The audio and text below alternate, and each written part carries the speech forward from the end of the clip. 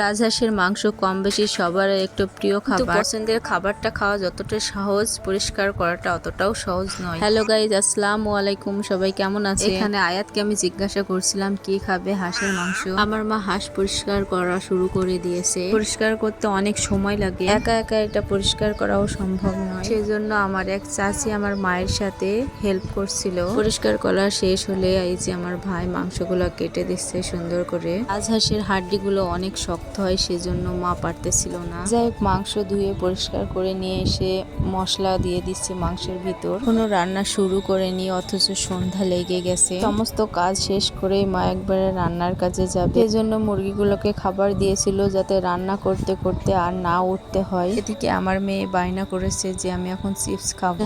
মা রান্নার আগে চিপস গুলো ভেজে দিচ্ছিল। আসলে নানীরা এমনই হয় বুঝি, নাতিদের কোনো ইচ্ছায় অপূর্ণ রাখে না। যখন যা খেতে চাই সেটাই সঙ্গে সঙ্গে করে দেয়। নানা নানির ভালোবাসা পেতেও ভাগ্য লাগে। আর আমার মা তো আমার মেয়ে বলতে পাগল। যাই হোক, অনেক গল্পই করে ফেললাম। এবার মাংস রান্না করার পালা। কড়াইতে তেল দিয়ে মাংসগুলো কড়াইয়ের উপর দিয়ে দিল। আগেই তো আমি সমস্ত মশলা মাংসের উপর দিয়ে রাখছিলাম, শুধু হলুদ আর লবণটা আমি দিয়েছিলাম না, ওইটাই বাকি ছিল। তো এখন সুন্দর করে মিক্স করে নিচ্ছে মশলাগুলো মাংসের সাথে নেড়ে চেড়ে। নাড়াচাড়া করতে করতে এই যে মাংস থেকে অনেকগুলো পানি চলে এসেছে। এই পানি দিয়ে মাংস কষানো হয়ে যাবে, আলাদা করে পানি দেওয়ার প্রয়োজন পড়বে না। পরে কোনো কারণবশত ভিডিওগুলো আর নেওয়া হয় নাই, সেজন্য ফুল রান্নাটা দেখাতে পারলাম না আপনাদের। মাংসের ফাইনাল লুকটা দেখেন কতটা সুন্দর হয়েছে, আর মাংস রান্নাটা কতটা লোভনীয় লাগছে দেখুন। আর সেটা যদি গরম গরম ভাতের সাথে খাওয়া যায় রাজহাঁসের মাংসটা, তাহলে তো আর কোনো কথাই নেই। অনেকেই চাউলের রুটি দিয়ে মাংসটা খেতে পছন্দ করে। রান্না করতে করতে অনেক রাত হয়ে গেছিল, সেজন্য আর রাত করে রুটি বানায় নাই মা। আর এই যে দেখেন আমার পাকনা বুড়ি নিজে নিজে নিজের খাবার তুলে নিচ্ছে। আর আমি আয়াতকে জিজ্ঞাসা করছিলাম তুমি এক পিস মাংস নিয়েছো, আর নিবে না? সে মাথা নাড়াচ্ছিল, আর নিবে না সে। আয়াত এক পিসের বেশি মাংস খাবে না, আর সে মাংস দিয়ে ছাড়া ভাতও খায় না।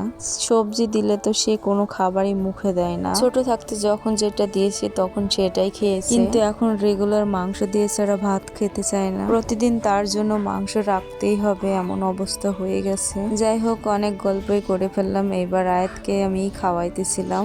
খাওয়ার আগে অবশ্য আয়াত বিসমিল্লাহ বলতেছিল। আয়াত কিন্তু এখন পর্যন্ত নিজের হাতে খাবার খায় না। যখনই খাবে তখনই আমাকেই খাওয়াই দিতে হবে, নয়তো ওর নানি খাওয়াই দিবে। ও নিজের হাতে খাবার খাবে না, বলবে আমি একা খেলে আমার পেট ভরে না, তোমরা আমাকে খাওয়াই দাও। হাঁসের মাংস খেতে তোমাদের কেমন লাগে অবশ্যই জানিও। ভিডিওটি ভালো লাগলে অবশ্যই লাইক, কমেন্ট ও শেয়ার করে দিবেন। ভিডিওটি এতক্ষণ ধরে দেখার জন্য আপনাদের সকলকে অসংখ্য ধন্যবাদ। আমাদের জন্য দোয়া করবেন। আল্লাহ হাফেজ।